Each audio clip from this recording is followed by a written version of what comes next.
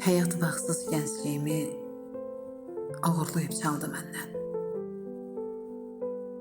Zərrə-zərrə verdiyini ətək-ətək aldı məndən. Heç bitmədi dərd əsərim, bilinmədi harda yerim. Arzularım, ümidlərim çox kənarda qaldı məndən. Yolum üstə tikan bitdi, bilmədim bəxt harda etdi. Xəyalları alt üst etdi, əçək-əçək oldu məndən.